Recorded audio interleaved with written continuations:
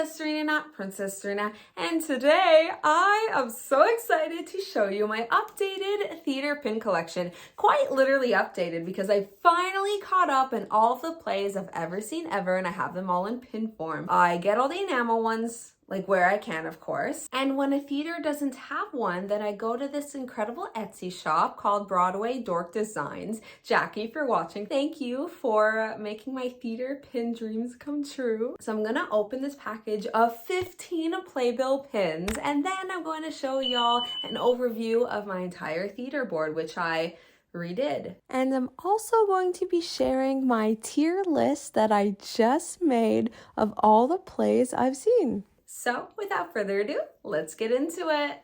This package is full to a brim. I have my address on both sides, so I can't have it in frame. I'm gonna try my best not to cut anything that I shouldn't be cutting. So she includes them in these cute little bags that you put jewelry in. So I'm gonna play a game of pull one out and let's see what it is. Man a la Mancha, which I actually saw in Stratford. I'm wearing a Stratford sweater here, so it's like Shakespeare Drama Festival. Like, it says all of the things. So Stratford is about 2 hours away from Toronto, and they have a theater festival every year that runs like April to October, I believe. I actually went on a high school trip. That's how I like discovered it. And I've been going ever since. Oh, I pulled two. So let's just, oh no, I pulled one. I lied. Okay. Butcher. I actually saw this, like, okay, so you know how there's off-Broadway? Well, like, Mirvish is like the company that does most of the plays within Toronto, and then there's something called off Mirvish, so think of off-Broadway in a sense. So I saw that, and it was a very interesting show. Like, I'll forget, like, the plays I've seen, and then I look at them like, oh my gosh, like, the story and the acting just, like, comes, and the set, like, comes flooding back. It was sort of like a murder mystery, but, like, very quiet, very slow. All right. Let's see here. The Three Musketeers, one of my first plays I've ever seen, again, in Stratford. I went 2 years with my drama department in high school.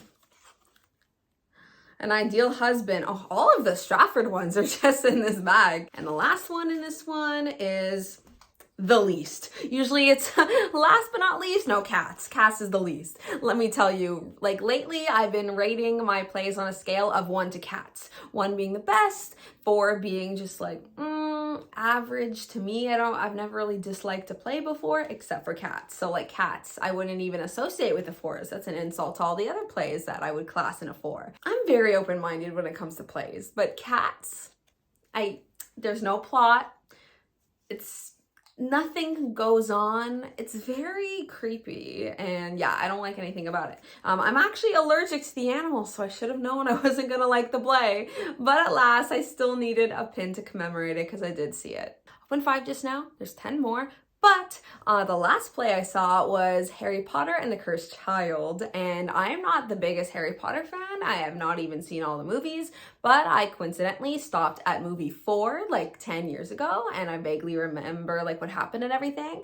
And the 4th movie was like the most pivotal to the plot of Harry Potter and the Cursed Child, and the set and the effects were the best I've ever seen like in my life. I highly plead to people to see this. It was so good. I had rated a 2 on my scale. Like I hold 1s very highly. And the story's enjoyable just for like anyone, even if you're like not obsessed with Harry Potter, honestly. But I'm sure it helps and like it enhances the experience. Oh, I took 2, my bad. Oh, I'm seeing more vibrant ones. So this is one I actually saw in 2022. Room. It's based on the novel, and those of y'all that have like heard of it at least or read it, like how does this work as a play? It works tremendously. These are sometimes like some of my favorite plays where they're like kind of just a few characters. I love, you know, the musicals and like the Disney ones, but I also love the more mature ones, you know. And then Strictly Ballroom was mostly just dancing. It was barely a play from what I remember. I saw it years ago, but again, it technically was a play, so here's the pin. Mrs. Henderson was quite the play. I'm not even gonna get into details, so let's just leave it at that. Okay, next pin. Oh, Alice Through the Looking Glass. Usually sequels of things don't intrigue me too much. This is another Stratford one.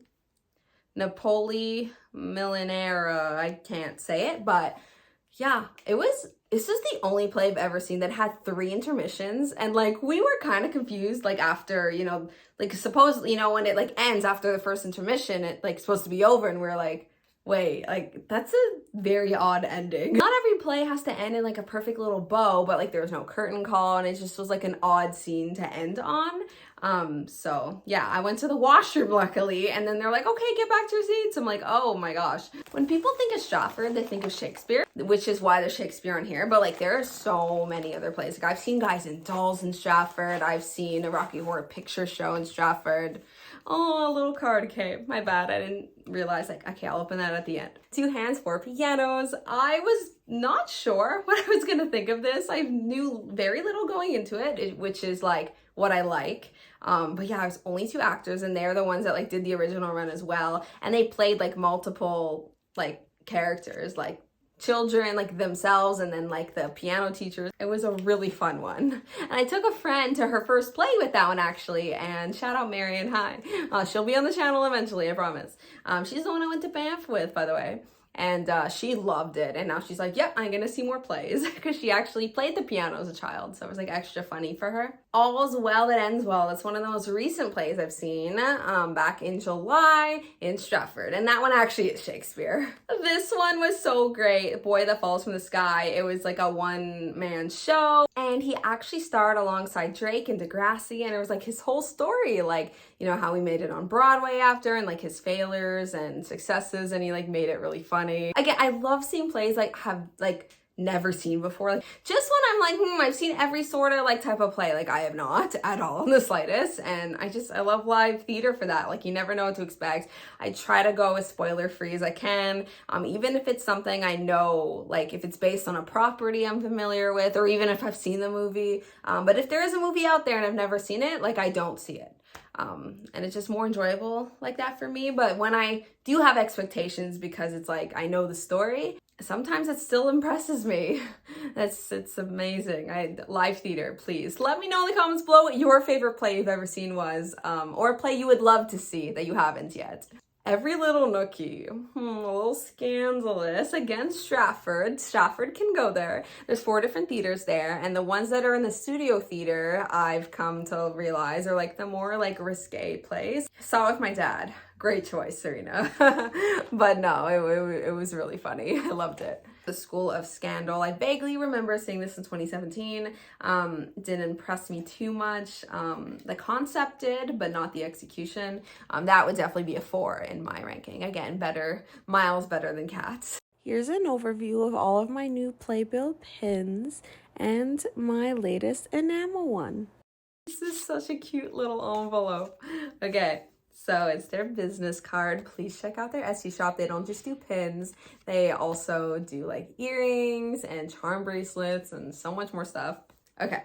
Serena, thank you so much for ordering again from my shop. I hope you enjoy your new pins.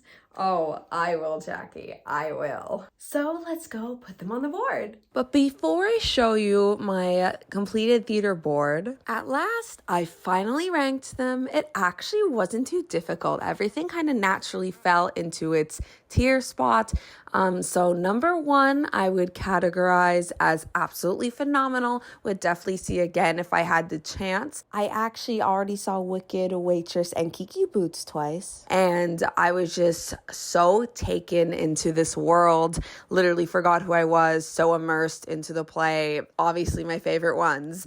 And then 2s, I definitely was still immersed in their world, really liked it a lot, still very impressed. But there's still a significant gap between 1 and 2. I can't quite put my finger on it, but there's just, this little something missing to make it phenomenal. Number 3, I would categorize as average. I enjoyed it. I definitely was engaged throughout, but I wasn't fully in it. And then you have 4s where I kind of had moments in the play where I kind of wish it was over, or it would like move along or go in a different direction completely. And maybe I really enjoyed a few parts of it, but there's a lot that I didn't. And then Cats. A whole category on its own. I was not kidding when I said I rank them from 1 to cats. And maybe one day another play will join the cats category and it'll still be named Cats. But for now, Cats is the only play that I regretted seeing. Absolutely did not enjoy in the slightest and literally made no sense. And yeah, so that is my ranking. Let me know what you think in the comments. All right, so here is the final product. I had this vision for so long, and finally I was able to wrap around all of these playbills around the enamel ones. So basically, just to make it more fun, I did it in order of when I've seen them, for obviously the playbill ones there, and then there's some I've seen in between that are in the middle. But I did it this way actually, it goes across and then down, like a square, goes up, but then when it gets to here, it goes like that. And then it's gonna go across like that. So I definitely have room for quite a bit more. For the longest time, I was like, okay, so how do I make it not look weird? Because I was kind of putting the enamel with the playbill ones at first. I did redo this months ago, but just seeing it without the gaps, because I left gaps out specifically for the ones I needed to order. And out of the ones I ordered, only 1, 2, 3, 4, 5, 6 out of the 15 were the last ones I needed to put, and then the rest are kind of sprinkled throughout just to make it in order. Just like my pin scrapbook, I have a theater, not scrapbook, but book, where I just put all of my tickets. So not only do I have all the plays to match, of course I have all of the tickets. It's literally a built-in souvenir. How could I not? And I don't put it in order of when I've seen them. I put them in order of when I've seen them, but within each theater. And so I double checked my work. I did it based off memory, the ones that I left for today, and I was right for all of them. Ask me what I had for dinner last night. I'm not sure, but ask me, can I place all of these in the correct order? If they were all mixed up, I probably could. I'd probably only get a couple wrong, to be honest. So, yeah, and I'm hoping for more enamel pins for my plays. I've been on quite the roll since 2018 with enamel pins. I feel like it's a higher margin of how many enamel ones I've been getting, but yeah, I am obsessed with this board. I have so many thoughts on all of these plays, but that would be a 2-hour video. Who knows, maybe one day. Not. Here's an overview of my theater collection. The Lion King and Aladdin one actually are Disney official pins while also being official play pins. And then the Mary Poppins and Cinderella one are actually just official Disney pins. So that's it for my theater pin collection. I hope you enjoyed. And if you haven't already, please subscribe for more pin related content from me. And I would love to know in the comments below if we're not pin twins, but play twins on any of the plays that I've mentioned today or that you saw on my board. I'd love to know your thoughts and any plays that you're longing to see, because I definitely still have a number of plays I have not seen that I definitely need to. And as always, take care of yourselves and have a magical day. Bye.